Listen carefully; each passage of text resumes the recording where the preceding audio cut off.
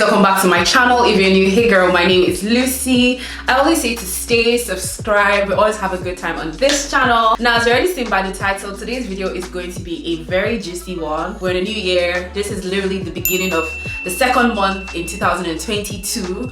So it's time for us to get our acts together. Okay, wait, I forgot to put my phone on silent. Today's video is going to be how to level up financially in this new year. I'm going to run over 7 tips, what I recommend that you do to level up your finances in the year 2022. Okay, now let's go. My first tip isn't really a tip, it's just basically for you to start now and to start early.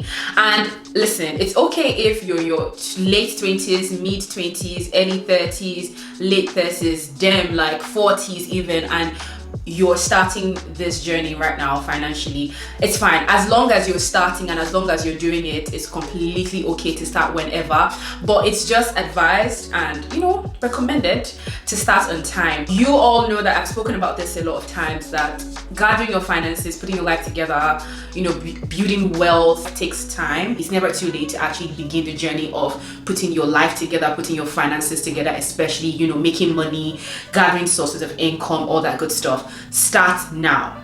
Start early, start now. So even if you're 17 or 18 watching this video right now, even if you're 16, you might not have like a good job, but you do have something that's going on for you, even if you're working part-time, even if it's a student job. But having that mindset to build your finances, to save money, to make more money, or to get financial education is a good thing. I would definitely advise, I know for a fact that even when I start having kids, I'll put that thought in them and make sure they have that mindset from a very early age. As long as you're trying to put your life together, it's never too late to get anything done. As long as you have breath in you, as long as you're alive, nothing is too late, okay? Nothing is too late. Now, my official first tip on getting your finances together, especially in the year 2022, is to have a positive mindset. Now, specifically to have a positive money mindset, positive financial mindset. You know this thing where it's like, you don't believe that you could make XYZ amount of money because in your eyes, it's too much.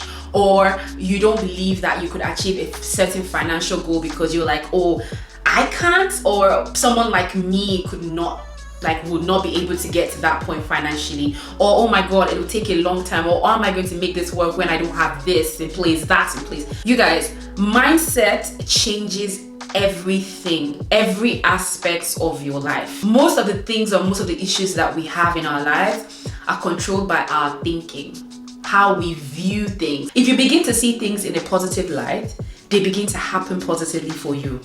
So if you put your head and you're like, oh, I'm making a goal which is basically outrageous in your eye, let's say $14 million, which is a lot of money, quite all right, as a goal. Yes, you need a lot of money, and realistically speaking, you might not be able to achieve it, but in your head, you have that positive mindset that you are worth $14 million. I mean, when I mean you're worth $14 million, I mean like you're also a human being that could actually get that kind of money, if you get what I mean. So I don't want you thinking, oh, that's for like the already wealthy people, that's for like celebrities, that's for people that are actually making it in life. Have the positive mindset that you will attract money, and you will attract money. I've spoken about positive affirmations before on my channel and how I use that to better my life in so many ways. I've spoken about, my screensaver, my lock screen, how I have like, the positive affirmations written on, one of my widgets on my phone screen. And one of it is, I'm a money magnet. So that's like a positive affirmation I always tell myself, oh, I am a money magnet. Sometimes I might not remember to say it, especially when I have like difficult financial situations. I completely forget to relax and calm down and tell myself like, okay, it's going to be fine, money will come to me. But I forget to say all of that, I forget to do all of that, because obviously the pressure and the stress at that time takes a lot from you.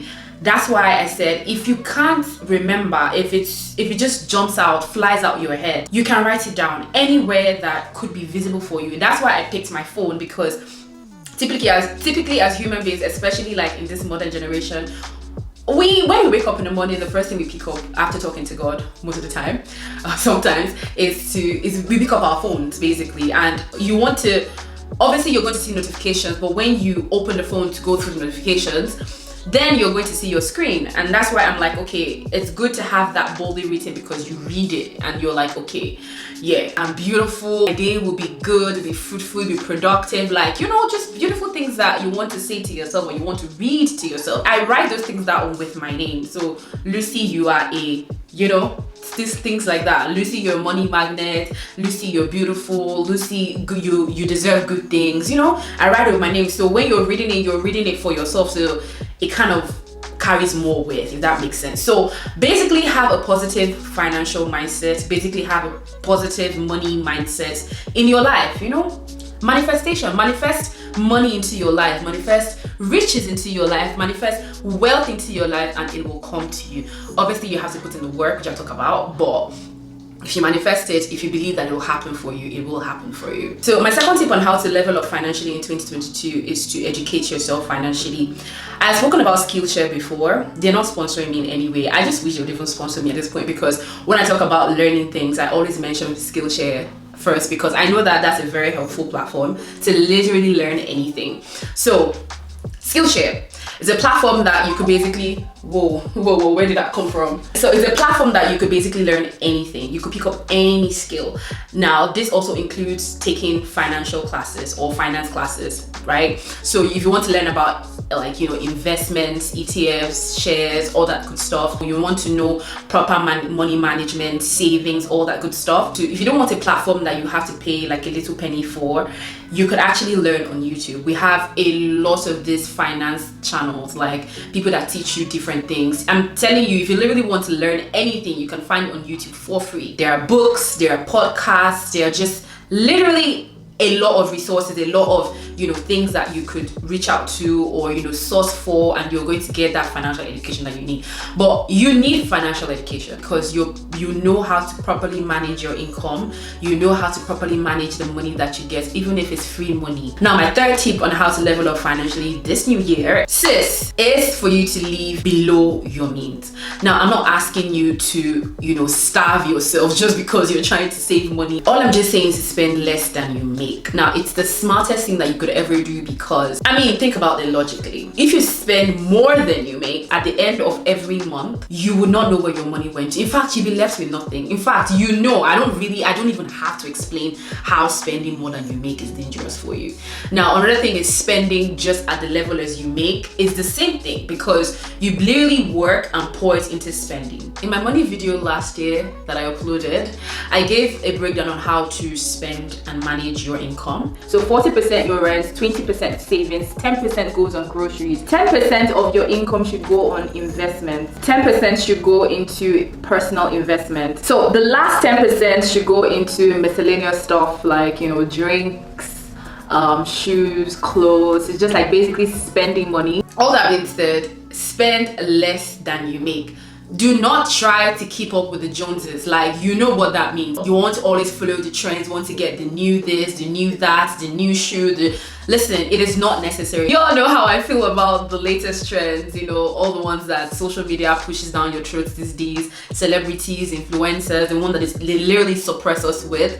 I've told you, most of it, if not all of it, is fake life. I don't know if it's the third or the fourth tip, but save and invest as much as you can. Now, let me say this, right? There are different types of investments, and there are investments that are completely not profitable to you, or investment that would definitely not yield so much for you. Investments that do not have valuable return, meaning they don't appreciate in value, are the type of investments that you should stay away from. Invest, save, but smart investments is what we're talking about. And then savings, also smart savings that actually bring interest, savings that, well, you could actually have savings that, you know, you just don't touch. It might not necessarily add a penny when it's there. You should have savings, you should have emergency funds, you should have fixed deposits, you should have something at least. Save and invest. That's how you create wealth.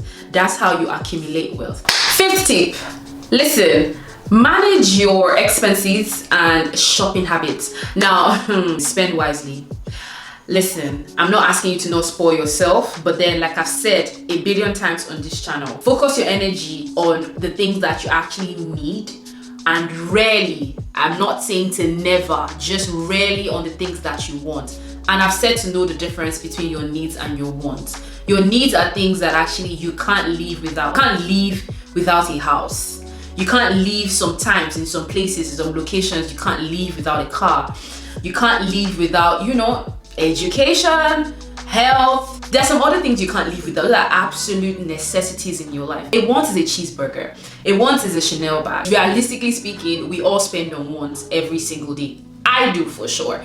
But to really spend on your wants is a smart choice, because that leaves room for savings and investment. And when you have that proper breakdown, like I said earlier, you know that when you want to spend on your wants, you have like that 10% there for, like, you know, spending basically. So you're going to allocate and strictly put that in place where you're able to allocate the money into casual spending and wants, and that lipstick from MAC that you basically want so much because you saw it on your favorite, you know, influencer. But the thing here is, manage your expenses, manage your spending habits, look at yourself, ask yourself, go back to your drawing board and ask yourself, did I really need this? No. Cut it. Do I really need to go out 3 weekends in a row? No, you don't. Cut it. Do I need to eat out 5 days in a week? That is ridiculous.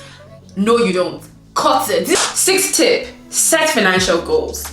Now, a lot of people don't have this, and a lot of people don't even know that it's necessary, but trust me, setting financial goals that you stick with every month or every year helps. I do every month and every year.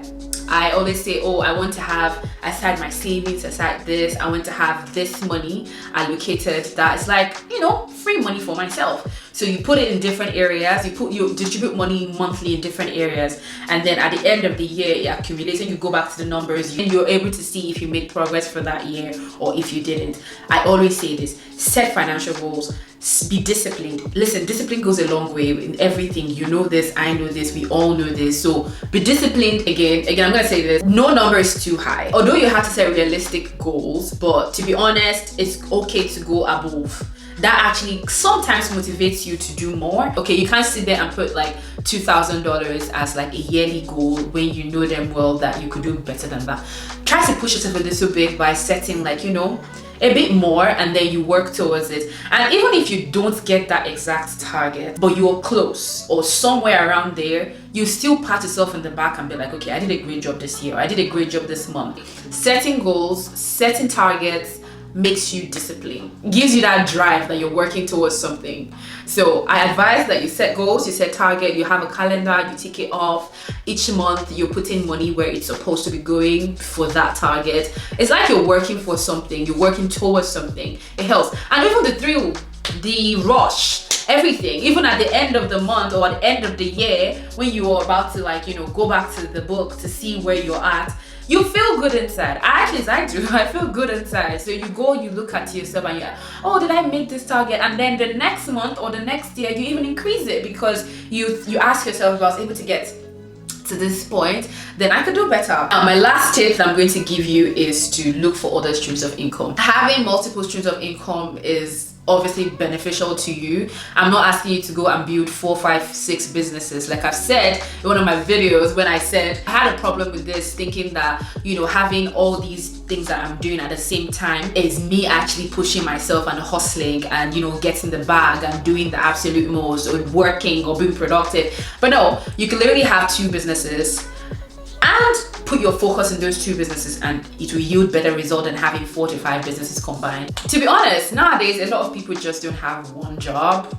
So I mean, even if they have one main job, they always have something by the side that they're doing. But having multiple streams of income actually gives you obviously more money, but it depends. You need to be able to allocate your time to those businesses and do something that you absolutely love, you have passion for, something that you know that you're not going to get tired of doing. So even if it's one thing attached to, you know, your 9 to 5 or your business you're doing right now, that's fine. But to be honest, we're in that era where you cannot just rely on one stream of income. So having multiple is always advised, and I would definitely advise one as well. So look for something, it doesn't matter what it is, to be honest. It doesn't matter what it is. Look for something that you love, something that you have interest in, and monetize it. All that being said, I hope you guys learned a thing or two, took something from this video. I hope it was helpful. I pray that it was helpful to you guys. But anyway, if you're not subscribed to the channel, go ahead and subscribe below. If you're not following me on Instagram, go ahead and follow your girl on Instagram, because y'all know that if I am not here, I am there, and obviously vice versa. Thank you guys so much for watching this video, and I will see you in my next one. Bye.